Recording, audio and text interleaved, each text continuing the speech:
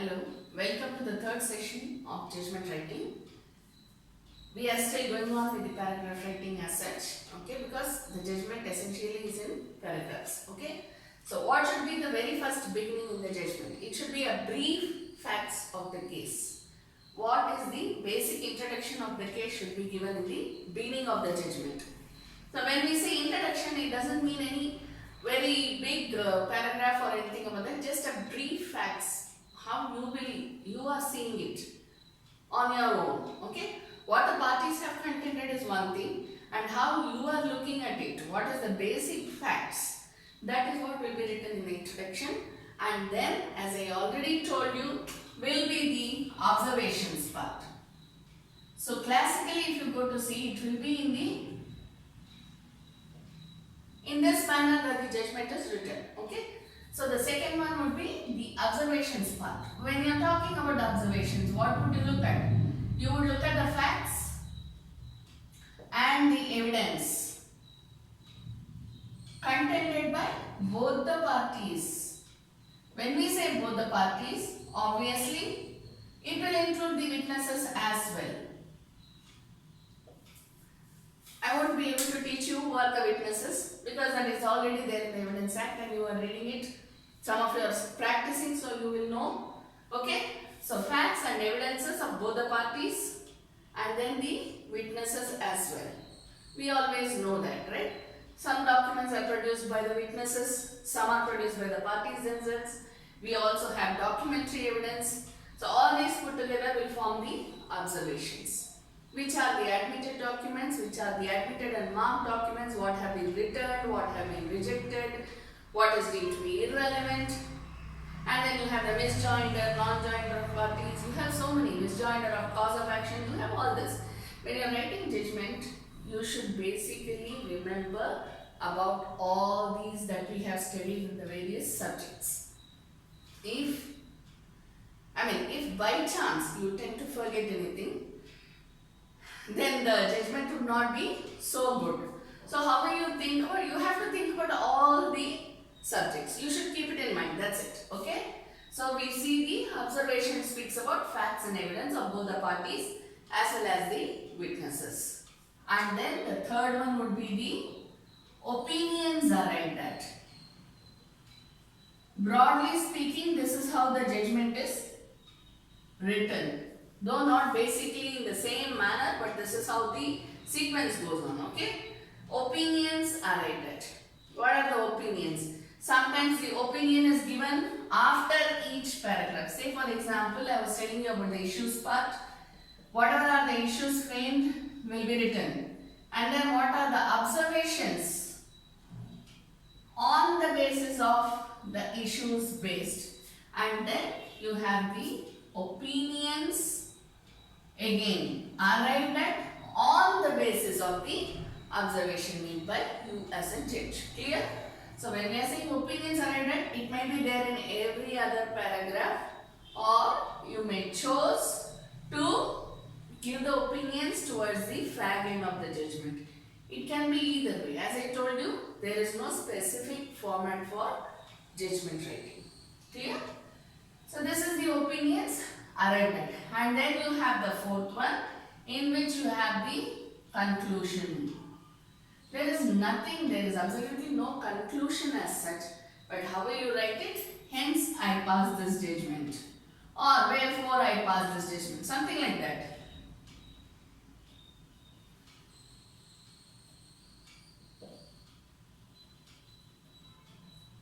See, when you are talking about the observations part, I told you about the facts and evidence, and then you will also speak about the arguments made by both the parties as well as the citations. What are citations? The various laws, case laws which have been given by various other courts. Obviously, only those case laws will be taken into consideration which is given by a court higher than yourself. If you are a district judge, you will obviously see what are the case laws referred to. Is it of the other district courts or is it the High Court? So first point when you considering the citations would be whether it is of your own level of court or a higher court.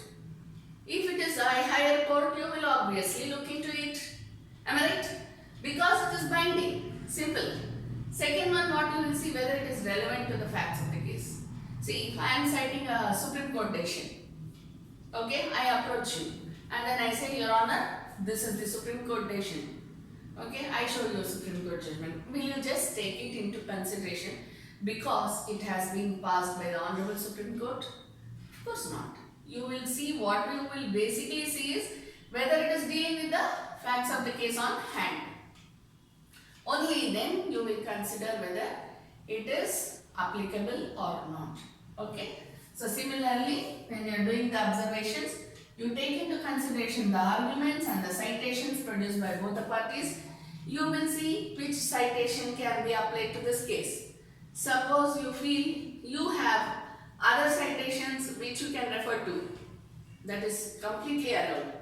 Okay. Suppose you say, I am aware of so and so judgment which has been passed by the Honorable High Court.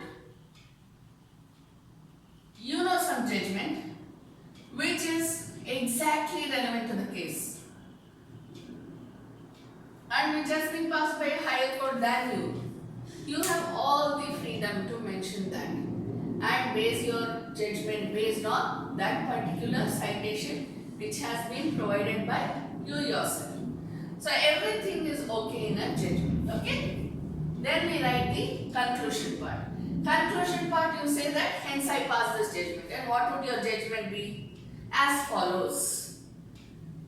The plaint is allowed because due to the observations made and the opinions arrived at in the previous paragraphs. On the basis of those observations and opinions, you have this particular conclusion saying that the plaint is allowed. Clear? So these are the few basic guidelines. You should see to it that the order in which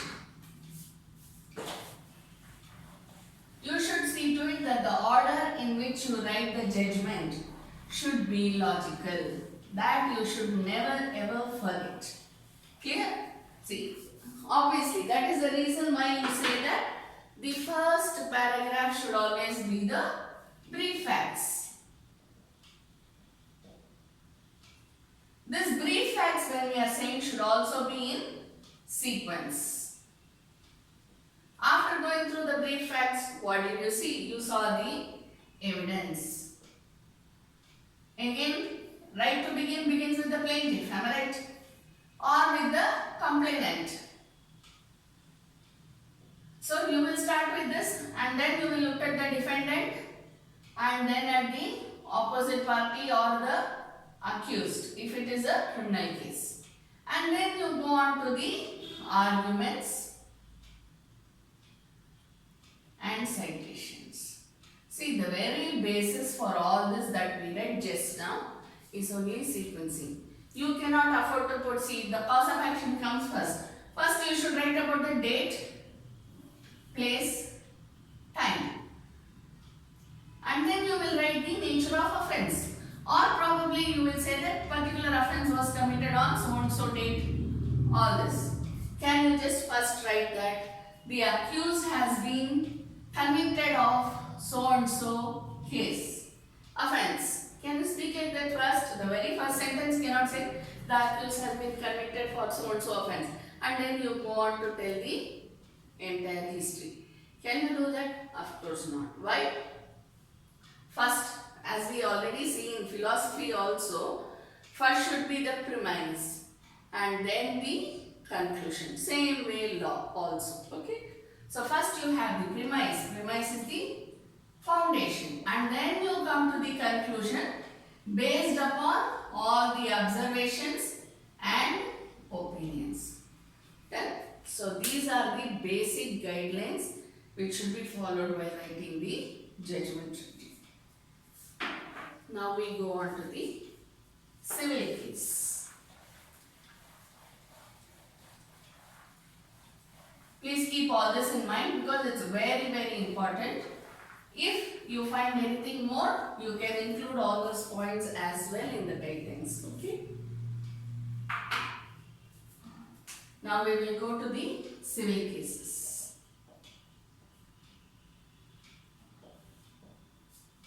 All of you know what is civil case. Civil case is a case, it's a litigation filed before the civil courts on the basis of civil jurisdiction.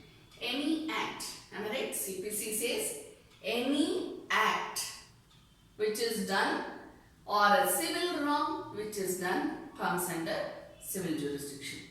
So basically if you go to see about civil, it is the act which is dealt with. In civil cases, we don't speak about intention, nor do we need to prove the intention for committing or not committing certain acts. Say for example, if there is going to be a contract, there is already a contract. Take for example, there is already a contract and then there is a breach of contract and the plaintiff approaches you saying that, Your Honor, this is a contract between me and the defendant. He was doing whatever I had asked him to do. All of a sudden, he committed breach of contract. So, please give me damages. Or, the plaintiff may ask for specific performance. Am I right? Can either be specific performance or damages, anything. So, how will you look at the case? Will you look at the intention for the breach of contract? You will not do that. Why? Because you very well know, even if there is an intention for committing the breach, causing the breach, it will not be taken into consideration because the matter is a civil case. Understand? So what you will look at is only the act. Civil cases, what are civil cases? There are so many types of cases, am I right? So property, if you take a property, you have P&S, probate and succession, right? Based on the will. You have declaration and possession. Then you have partition. There may be heredity, what do you call it? The succession matters. Again, probate is based on the will, but this is based upon the without will. If anyone dies, intestate. So you may have some interstate matters. You may have this thing based on a will, or you may have a declaration question. You may have a partition. You may have an encroachment case. Whatever it is, you may have a right of passage. Where does it come? Right of passage, right to way. Right to way, light, air. Which act does it come under? Easementary Act. Am I right? So it may be an easement case. So there are so many if you take up this. Or if you take a family disputes, that also comes under civil law. When you are talking about family, it may be for divorce, it may be for restitution, it may be for W and GC, guardian and ward's G and WC case, guardian and ward's cases regarding the custody of children. It may be a maintenance case.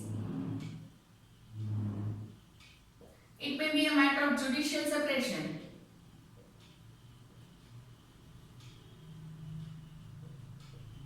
When we are talking about divorce, it can be either singular or mutual consent.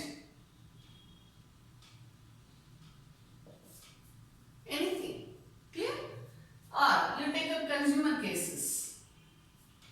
Consumer cases you must be aware because so many are happening nowadays. So consumer cases, you take up consumer cases. That is also under civil law. You take up service matters.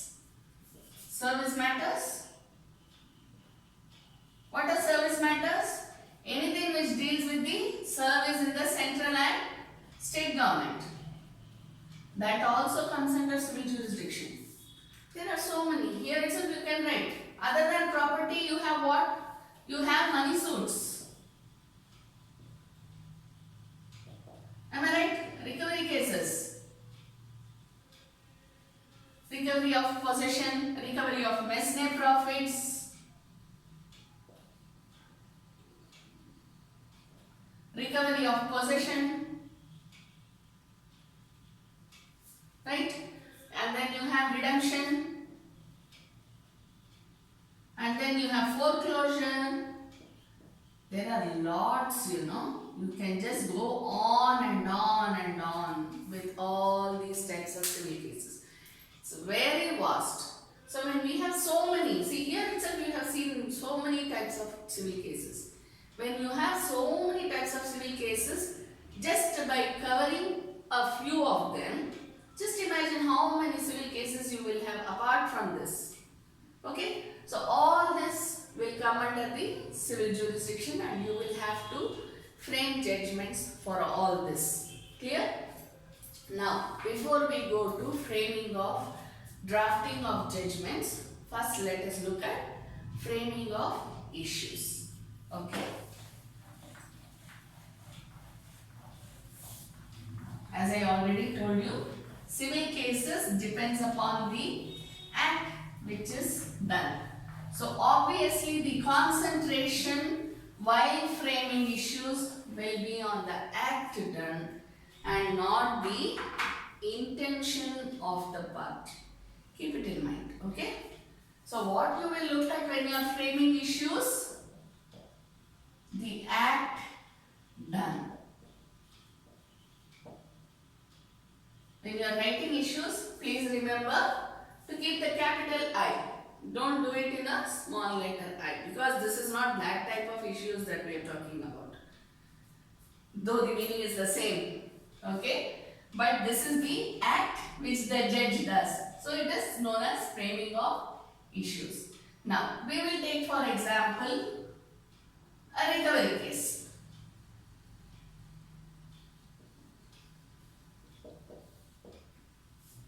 The premise, what we will think of is, there is the defendant who has taken 10 lakhs as loan.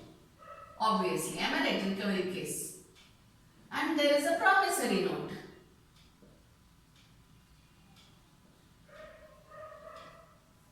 Clear?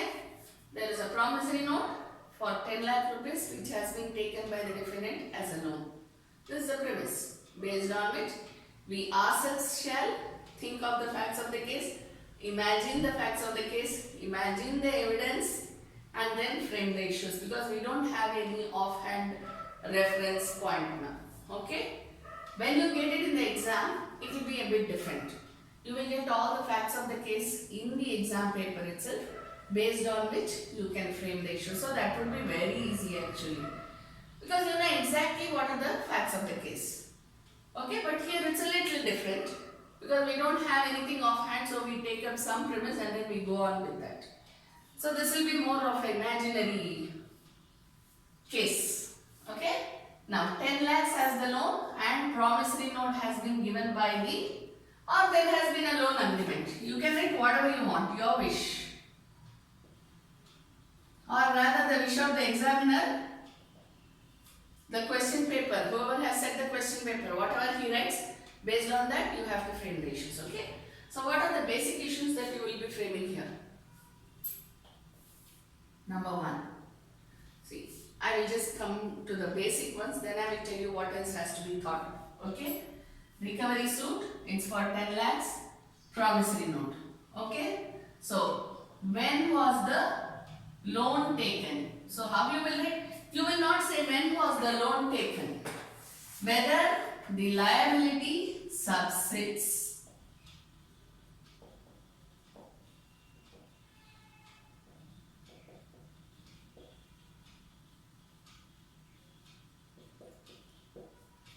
The question will be whether the liability subsists. Why you will think about this? Because for any action to be taken for any institution of suits, the liability or the right or the interest or the title, whatever you are talking about, should be subsisting.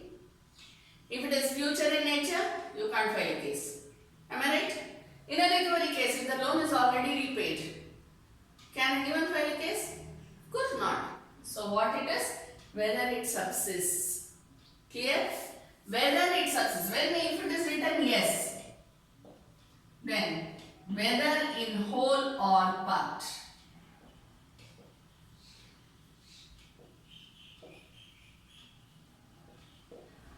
If there has been a part, why you should know this? Whether there has been a part payment. Plaintiff says 10 lakhs is given as loan and there is a promissory note or the loan agreement for 10 lakhs loan. But suppose I have paid probably for, say out of 10 years I have paid for 5 years and I have cleared 5 lakhs loan. Then how much am I due for? Only 5 lakhs. Not the 10 lakhs. Even though the promissory note or the loan agreement says 10 lakhs, I am not due for 10 lakhs, right? Therefore, you have to see whether it is whole or in part. Part payment or probably there is a set off or counter claim. All these are possible, am I right? Maybe there has been any other payment in any other form by the person, by the defendant. Therefore, you have to see whether there has been a part payment or there is a set off or a counter claim. All these comes under this. Whether it is in whole or part, then you will write down. Clear? If it is in whole, then you say yes, whole. But if you are choosing the part, then you will say how it is part. Clear? Then whether the term period for the particular loan amount. See, when you are writing your law paper, please be very careful about your words that you write. Clear? If not for the exams, at least when you become a judge, please be very particular about the words that you use.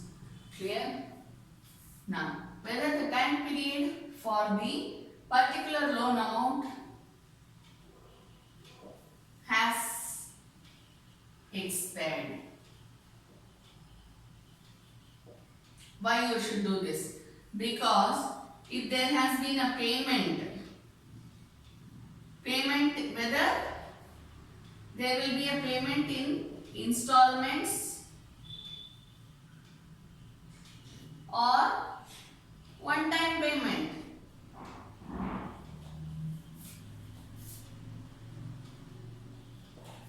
Now, we will just interchange these two numbers. This would be number 3, this would be number 4. Why? Payment, whether the payment is in installments or one-time payment. Based on this, see, if it is in installments, then the case cannot be filed for the entire loan. Only for the installments which remain unpaid at that particular point of time. Say for example, between the month of, if it is an installment, from the month of February to May, I do not pay. So what will I say? When the plaintiff files a case, how will he say? Your Honor, he has not given the money from February to May. Can he claim the entire 10 lakhs amount? No, because it is not a one-time payment. If it's a one-time payment, then he can claim. But it is not a one-time payment. It is only in installments. Therefore, if I have not paid from February to May, I will write it as from February to May he has not paid. And what is the total amount during this period? Clear? Therefore, first you should know whether the payment is an installment or it is a one-time payment. And then you go on to see whether the term period for the particular loan amount has expired. Understand? This is the logic. See, even here logic plays a part. When you are framing the issues also, it should be logical. So that you will understand how to gather information and evidence based on the issues. Clear? So this is the next one. Then we go to the next.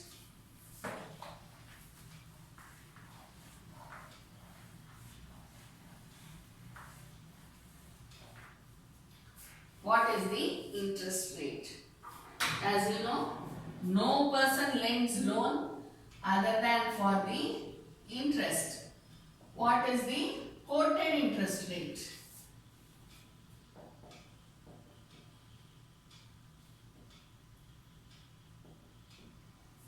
Why should you look at the interest rate? Everybody quotes as per what has been given by the RBI. Am I right? No. Okay. Some of them may quote more than what the RBI says. See, if it is a registered financial institution or any other recognized financial institutions, cooperative societies and the like, they have no other go but to go according to the RBI guidelines. But suppose it's a individual small time financier. Okay, would you think that he will go by whatever are the rules framed by the RBI? He may not. He may sound some exorbitant interest rate. In that case, when it is written in the loan agreement, you should be very specific about it.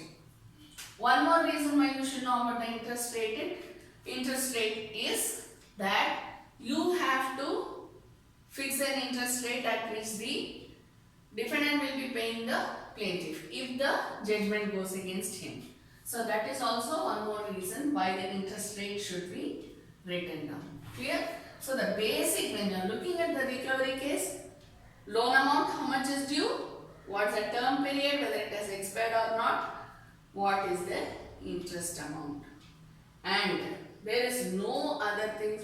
See, you cannot take into consideration, was the defendant in a competent manner in order to repay.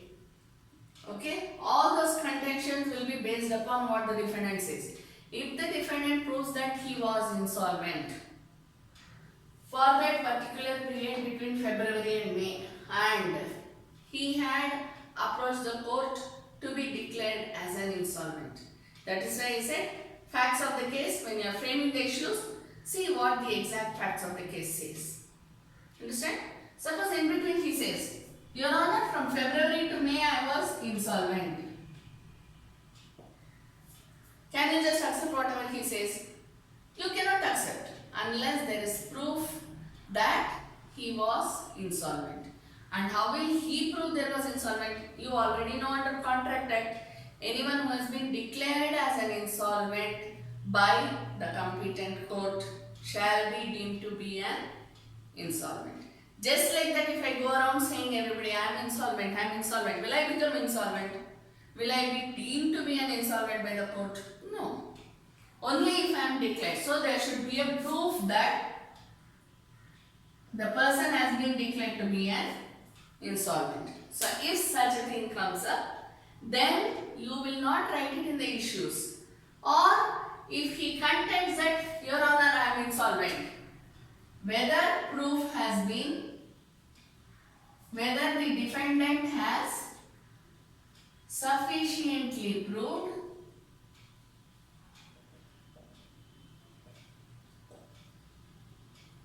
his insolvency. You understand? So how you will write? Whether the defendant has sufficiently proved his insolvency. That's what I explained now. If the court has declared the defendant to be an insolvent, then he shall be deemed to be an insolvent and no questions asked. Clear? We will go to the next assumption.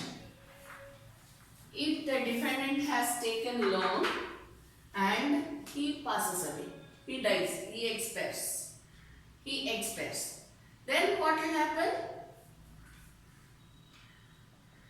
Whether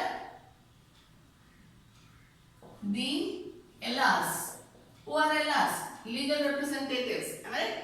Whether the LRs are liable will be the question. If it is a plaintiff who has died, then how will your question be? Whether the LRs of the plaintiff, this is of the defendant, okay? This is of the plaintiff, have the right to recover the amount.